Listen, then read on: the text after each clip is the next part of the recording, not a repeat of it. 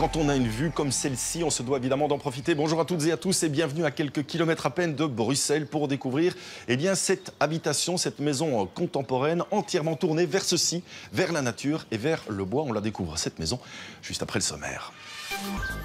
Le bois de Halle à proximité, les petits oiseaux qui chantent et pour l'instant le soleil, le cocktail est donc parfait, Denis, pour découvrir votre maison, ce projet. Au départ, en fait, vous recherchiez à restaurer une maison, puis vous avez complètement changé d'envie. Tout à fait. On cherchait une maison effectivement à restaurer dans la région et on s'est rendu compte que sur base de l'achat de la maison, les restaurations, on pouvait avoir effectivement une maison neuve. Et donc on s'est mis à chercher un terrain. Et ce terrain, c'est celui-ci qui était un terrain très en pente. Et là, c'était le coup de cœur absolu. On est juste derrière le bois de Halle. Donc on a une magnifique clairière ici. Donc on est tombé amoureux, c'était vraiment un coup de cœur.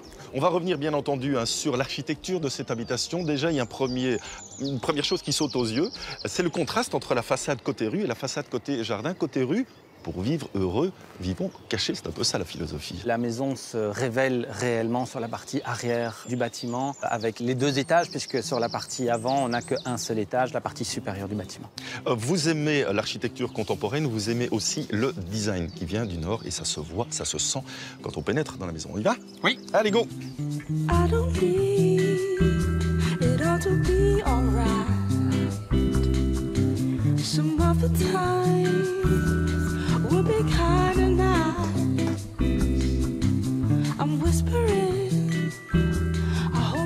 Voilà, on arrive en pleine préparation de muffins. J'espère qu'on pourra les découvrir et les goûter, surtout tout à l'heure. Mais parlons avant tout de cette particularité, Denis, c'est que les pièces de vie sont en fait à l'étage. Tout à fait. Donc, les chambres sont en partie inférieure du bâtiment et donnent accès au jardin.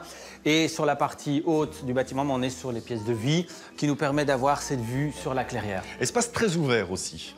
Oui, ce qu'on a voulu, c'est amener la lumière un maximum vers l'intérieur de la maison, étant donné qu'en Belgique, on souffre un peu du manque de lumière. Mais non. Donc, on retrouve cette transparence dans les garde-corps, les baies vitrées, toujours pour ouvrir la maison vers l'extérieur.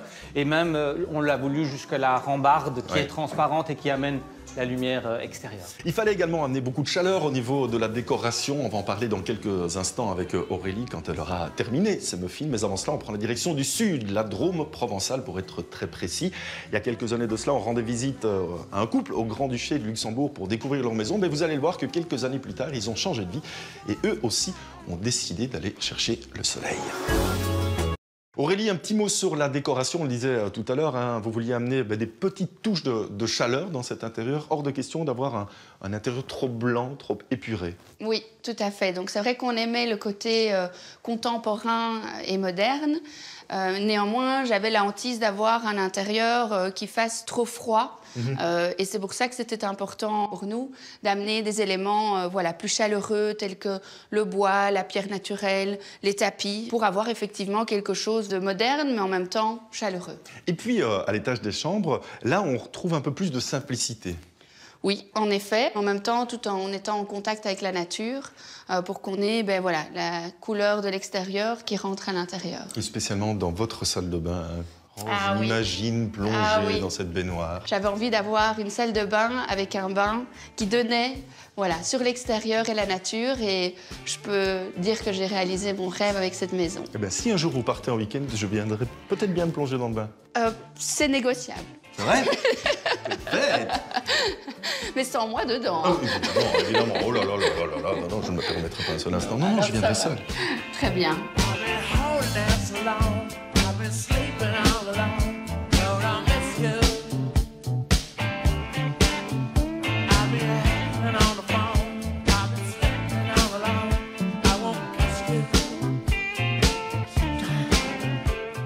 Denis, on revient à l'extérieur pour parler d'une des particularités aussi de cette maison. Ça ne se voit pas, ni à l'extérieur, ni à l'intérieur.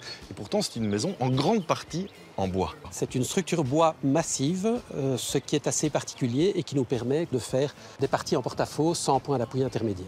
Alors, ce qu'il y a d'assez rigolo, c'est qu'en fait, il y a des camions qui arrivent et en 2 jours, l'ensemble de cette habitation, en tout cas de l'étage, sont montés. De l'étage, effectivement, parce que la partie inférieure se trouvant dans la terre, là, ça a été fait en maçonnerie classique. Mais l'étage a été monté effectivement en 2 jours. Le camion vient d'Autriche la veille.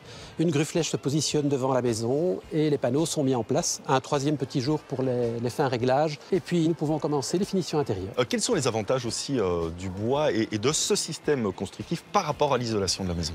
Alors, c'est très facile. Par devant cet élément en bois, nous venons appliquer de 16 à 18 cm d'isolant. Et alors, on peut jouer effectivement avec soit de l'enduit sur ce même isolant, soit des plaquettes ou tout autre matériau possible.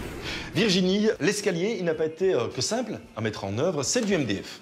Alors oui, ce sont des marches qui sont ajourées, qui sont fixées dans le mur porteur qui est juste à côté de vous. Ce n'est jamais un détail très simple. Il faut réaliser tout ceci avant de finir le mur, évidemment, pour placer les fixations. Mais par contre, il participe aussi à l'espace de ce hall. Il est léger, aérien, il est blanc. Et puis, voilà, ça donne finalement un espace beaucoup plus grand. Si on avait un garde-corps ici, fermé, eh bien, on aurait recloisonné ce couloir, ce qui n'était pas le but. Et Lily Rose a été bien habituée à se tenir à la rampe quand elle monte et qu'elle descend. J'aime bien ça aussi, hein. Alors ça c'est bien, c'est vraiment un LED qui est intégré dans la rampe et ça permet d'avoir un éclairage continu quand on monte ou qu'on descend l'escalier. Denis, on fait un petit détour dans le bureau qui est situé juste à côté du hall d'entrée pour parler aussi des ouvertures. Il y a tout un jeu sur les ouvertures, certaines d'ailleurs qui cachent des éléments structurels. Absolument. Un architecte n'est pas un magicien et donc il nous faut quand même quelques éléments importants. Donc dans cet esprit et dans cette architecture, nous essayons de les faire disparaître dans l'ensemble châssis. Donc là, vous montrez simplement un poteau qui fait 8 cm par 8 cm et qui permet de reprendre l'ensemble de la toiture. J'avais envie de revenir aussi sur le jeu des ouvertures et ce qu'elles permettent d'apporter, entre autres ici dans le bureau. L'idée ici était, une fois assis dans son bureau, on peut avoir une vue extérieure, mais néanmoins, les gens qui passeraient dans la rue ne peuvent pas plonger à l'intérieur de cette pièce. Un petit mot aussi sur la surface vitrée, cet énorme bandeau que l'on retrouve dans le salon télé. Salon télé, besoin d'un peu de lumière. Quand on est debout, on voit dehors, mais quand on est assis en train de regarder la télévision, on a un côté privatif sympathique. On parle un peu de technique? Avec plaisir. Et bien pour ça, on descend quelques marches. Des tuyaux et encore des tuyaux. On est ici dans le local technique et on se rend compte de tout ce qui a été mis en place, en plus de l'isolation, pour les questions d'énergie dans cette maison. C'est très bien de l'appeler local technique. En général, les gens ont plutôt tendance à appeler cet endroit buanderie. Vous faites comme vous voulez. C'est vraiment un local technique dans lequel on retrouve les pièces majeures techniques d'une maison à très basse énergie. Ici, ventilation double flux. Et ce grand bloc est une pompe à chaleur air-eau qui permet effectivement de pourvoir la maison en chauffage par le sol. Il y a dans cette maison un chauffage par le sol partout sauf dans les chambres.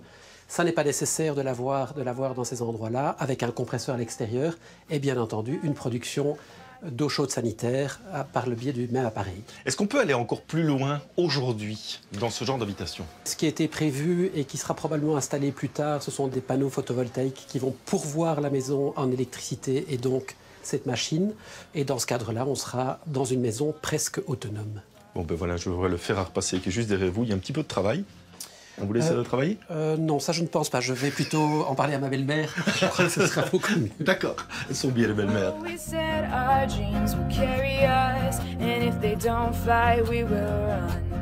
Now we push right past to find out how to win what they all lost. Virginie, que ce soit dans la cuisine ou ici, dans la salle de bain des parents, on va retrouver un pan de mur avec cette pierre naturelle.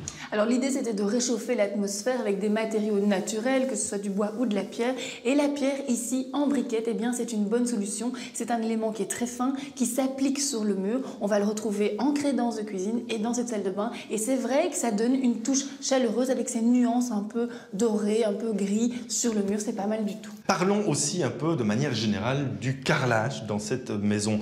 Dans les salles de douche des enfants, on va retrouver un carrelage imitation bois. Et ici, ce sont ces grandes dalles.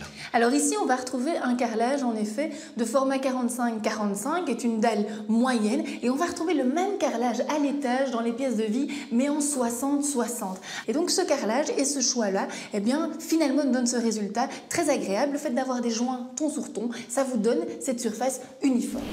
Denis, le ciel s'est un peu couvert et vous me disiez c'est pas grave parce que très fréquemment, même quand il pleut, on est sur la terrasse et ça fait partie des pièces de vie.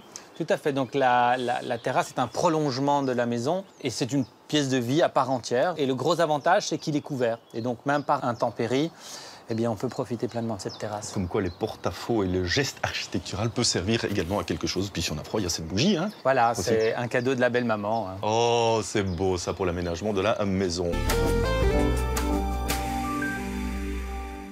Il paraît, Virginie, que de temps en temps, il y a même des bambis qui passent ici dans le bois. Oui, et des girafes ou des éléphants aussi, on m'a dit. C'est n'importe quoi. Bon, puisque c'est comme ça, eh bien, je vous quitte ici. On se retrouvera la semaine prochaine dans un tout autre environnement. D'ici là, surtout, portez-vous bien et n'hésitez pas à embellir vos maisons. À très bientôt, au revoir.